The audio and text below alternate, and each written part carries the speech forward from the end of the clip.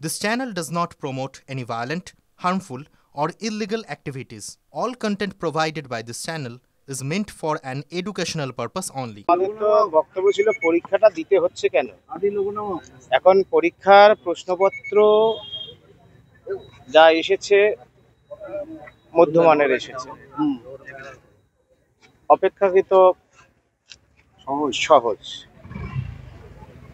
কোনো খটকা নেই না, সে তো যে কোনো প্রতিযোগিতামূলক পরীক্ষাতেই থাকে, তুলনামূলক সহজ মনে হয়েছে।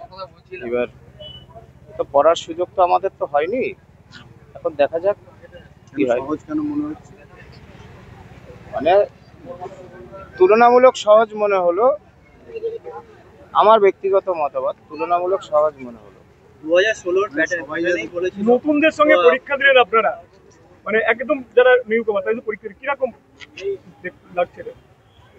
নতুনদের সাথে আমার তো দুঃখ লাগছিল যে আমি বা আমরা যোগ্য শিক্ষকরা, আমরা বিদ্যালয়ে এই পরীক্ষার ইনভিজিলেটর থাকার কথা, সেইখানে মাথা নিচু করে পরীক্ষা দিলাম, আবারও সেই একই পরীক্ষা।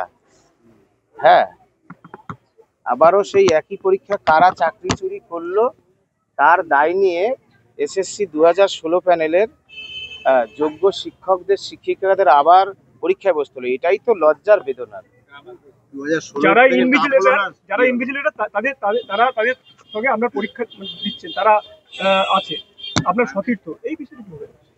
ঠিক আছে, আমার পরিচিত অনেকেই, আমি তো এই এলাকারই ছেলে, তো তারা তাদের দায়িত্ব পালন করছে। আমাদের খারাপ লাগছে এটাই যে আজকে হয়তো আমি কোনো বিদ্যালয়ে ইনভিজিলেটর হিসেবে থাকতাম, সেই জায়গায় দুর্নীতির ভয়াবহ রূপ কতদূর হতে পারে যে সেখানে আমরাই ছাত্র হয়ে বা পরীক্ষার্থী হয়ে আমরা পরীক্ষা দিলাম। বলছি দাদা, ভিন রাজ্য থেকে উত্তরপ্রদেশ থেকে হাজার হাজার পরীক্ষার্থী এসেছে, বিহারের থেকে তারা করছে, শুধু তাদের ওখানে নিয়ম নেই, সেই জন্য তারা এই রাজ্যে পরীক্ষা দিতে এসেছে। কি বলবেন? হ্যাঁ, সারা দেশেই তো বেকারত্ব রয়েছে, এটা তো অস্বীকার করার কিছু নেই। তো পশ্চিমবাংলায় এই পরীক্ষাটায় সুপ্রিম কোর্ট, মহামান্য সুপ্রিম কোর্ট বলেছিল ফ্রেশ সিলেকশন এসএসসি 2016 প্যানেলে, কিন্তু রাজ্য সরকার সবাইকে মিশিয়ে দিয়েছে। সেখানে ভিন রাজ্যের লোকেরাও আবেদন করেছে, এবং অন্যান্য রাজ্যের যখন পরীক্ষা হয় তখন এই রাজ্যেরও ছেলেরা পরীক্ষায় বসে। এখন যাই হোক, এইগুলো যারা পলিসি ডিসিশন করে, স্কুল সার্ভিস কমিশন বা রাজ্য সরকার, তাদের এই বিষয়টা দেখার বিষয়। আপনাদের সঙ্গে যারা ছিলেন তাদের অনেকেই আজকে কালো পোশাক পরে পরীক্ষা দিতে এসেছে। হ্যাঁ, ঠিক করেছে, আমি সমর্থন করি।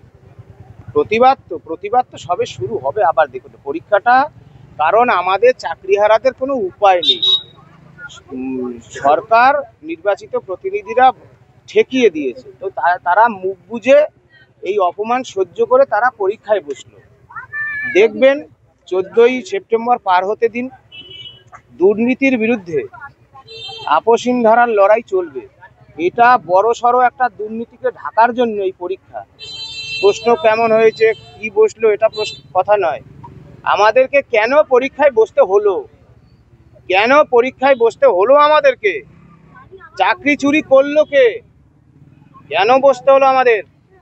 যোগ্যদের অবিলম্বে তালিকা প্রকাশ করুক, তারপর দেখা যাবে। পরীক্ষার মতো হলো, যোগ্যদের তালিকা নেব। 14ই সেপ্টেম্বরটা শুধু যেতে দিন, নির্ভুল এবং নিখুঁত। হ্যাঁ, আন্দোলনের ঝাঁজ বাড়বে দেখবেন। এই যে বিগত 1.5-2 বছরের যে লড়াই, 2বারের অনশন, যে অভিজ্ঞতা, সেই অভিজ্ঞতাগুলোকে পাথেয় করে আমরা সব এক হয়ে নামবো। দাদা, আপনি পরীক্ষা যাওয়ার আগে বলেছেন যে যোগ্য শিক্ষকদের জন্য সুপ্রিম কোর্টে যাবে, সেটা নিয়ে কি বলবেন? দেখুন, যোগ্যদের তালিকা পাবার জন্য আমরা আইন মেনে, সংবিধান মেনে লড়াই অংশগ্রহণ করব। ওই যোগ্য তালিকা নিয়ে সুপ্রিম কোর্টে যাব, যে সুপ্রিম কোর্টের মাননীয় বিচারপতিদের দৃষ্টি আকর্ষণ করব যে বাংলায় একটা দুর্নীতি চলছে। পশ্চিমবঙ্গ সরকার সংবিধানকে শপথ নিয়ে এই কাজ করেছে। School service commission, autonomous body, তারা অযোগ্যদের তালিকা দিয়ে বলছে আমরা চোর। আপনি তাদেরকেই নিয়োগ করতে বলেছেন। এই যোগ্যদের তালিকা নিয়ে আমরা যাব, যে আমাদের প্রয়োজন হলে দ্বিতীয়বার সিবিআই তদন্ত করুন, কিন্তু কেন কেন ভারতবর্ষের একটা রাজ্যে, পশ্চিমবঙ্গ নামক রাজ্যটিতে কেন যোগ্য শিক্ষকদের এই পরিণতিতে যেতে হলো? এর দায় কার? আমরা যাব, বিচার ব্যবস্থার কাছে যাব, আর সর্বত্রই যাব, কারণ এই জায়গাটা আমরা অনেক দূর পর্যন্ত নিয়ে যেতে চাই। এত সহজে মানার জন্য আমরা তৈরি নেই। আমরা যোগ্য ছিলাম, যোগ্য আছি। দেখুন, এটা তো সবাই বোঝে, একটা চোর, সে নিজে বলছে আমি চোর, স্বীকার করে স্ট্যাম্প দিয়ে অফিসিয়াল ওয়েবসাইটে দিয়ে বলছে আমি চুরি করেছিলাম, তার এখন স্ট্যাটাস হচ্ছে তার লজ্জা নেই। তাহলে তিনি পরীক্ষা নিচ্ছে, মানুষের আশঙ্কা আছে। আমি যেহেতু এই পরীক্ষায় অংশগ্রহণ করেছি, আমার আবেদন থাকবে এসএসসি 2016 প্যানেলে যেমন দুর্নীতি হয়েছে, এই পরীক্ষা যেহেতু হচ্ছে, এটাই দুর্নীতি করবেন না। 10 বছর ধরে নিয়োগ নেই, মেধার ভিত্তিতে নিয়োগ হোক। আমি চাকরি পাই আর না পাই, আমি পড়াশোনা করতে পারিনি, এটা বাস্তব সত্য, কিন্তু যে সকল আমার পশ্চিমবাংলার চাকরি প্রার্থীরা যারা দীর্ঘদিন ধরে পড়াশুনো করেছে, শিক্ষকতার মতো একটা মহান পেশাকে অবলম্বন করবে বলে, তাদের যেন মেধার উৎকর্ষতার ভিত্তিতে চাকরি হয়, এটুকু আমার আবেদন থাকবে। হ্যাঁ, অযোগ্যরা তো মাননীয় সুপ্রিম কোর্টের অর্ডার আছে, তারা রাজ্য সরকারকে বারবার থাপ্পড় দিচ্ছে, আপনারা কি অযোগ্য রায় কি বুঝতে পারেননি? আপনারা অযোগ্যদের খুঁজে বার করুন। এখনো অযোগ্য যে আছে তার প্রমাণ এসএসসির মাননীয় চেয়ারম্যান তার রিটেনে দেয়া আছে, যে লিস্ট 1।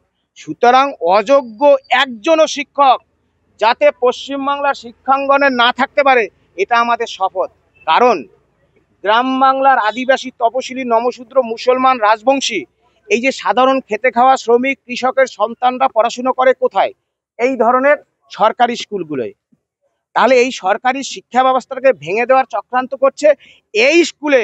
সেই অযোগ্য শিক্ষকরা সরকারের ক্যাডার হিসাবে কাজ করেছে, তারা অযোগ্য শিক্ষক। দেখুন, আমার মধ্যে যদি আলো না থাকে, আমি অন্যকে কি আলো দেব? সুতরাং এরা সরকারের ক্যাডার হিসেবে কাজ করছে, এরা বাংলার শিক্ষা ব্যবস্থা ভেঙে পড়েছে।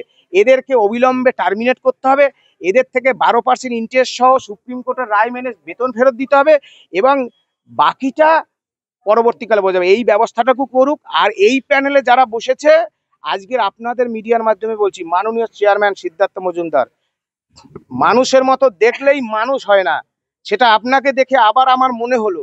আমার আবেদন থাকবে মাননীয় চেয়ারম্যান, আপনি যোগ্যদের তালিকা প্রকাশ করুন। মহামান্য কলকাতা হাইকোর্টের নির্দেশে আলোচনায় গিয়েছিলাম, আবার যাব, আইন মেনে যাব। পরীক্ষা দিতে বাধ্য করালেন, আমাদের চাকরিহারারা বাধ্য হয়ে বসলো মুখ বুজে, মাথা নিচু করে। আমরা গণতান্ত্রিকভাবে আন্দোলনের মাধ্যমে প্রতিশোধ নেব। 16 প্রশ্ন কি চাপ ছিল? দেখুন, মনে নেই, দিলাম, মনে হলো বললাম, কারণ আমি তো পড়াশোনা করার আমার সময় আমার হয়নি। যদি এটা আমি কোয়ালিফাই করি, ধরে নেবেন 1 রাতে এসএসসি। হ্যাঁ, 1-2টা এসেছে। যেটা বলেছিলেন মুখ্যমন্ত্রী যে বারবার যে কোশ্চেন সোজা হবে, সেই কোশ্চেন কি আপনার মনে হলো যে সোজা এরকম মনে হলো? দেখুন, এগুলো সব কথা, এগুলো সব কথা। চাকরি চুরির ক্ষত, সেই চাকরি চুরির দুর্নীতি ঢাকার জন্য প্রশ্ন সোজা হবে, প্রশ্ন জলের মতো হবে। আপনার পরীক্ষায় বসতে হলো কেন? কেন দ্বিতীয়বার? এইখানে যখন আমি পরীক্ষায় অংশগ্রহণ করছিলাম, আমার সামনে 2জন দিদিমণি গার্ড দিচ্ছিল। আজকে আমার থাকার কথা ছিল এইরকম স্কুলে, আমি যে স্কুলে শিক্ষকতা করি সেখানে পরীক্ষা সিট পড়েছে। সুতরাং এই লজ্জার, এই অপমানের, আপনাদের আমি বলছি, দেখুন, জন্মেছি যখন চলে যাবে একদিন, এই লজ্জার, এই অপমানের গণতান্ত্রিকভাবে আইন মেনে, সংবিধানকে মেনে আমরা 100% এর বদলা নেব। এই অন্যায়কে কোনোদিন মেনে নেব না। জন্মেছি, চলে যাব, কোনো ভয় নেই। দুর্নীতির বিরুদ্ধে এই লড়াই চলবে।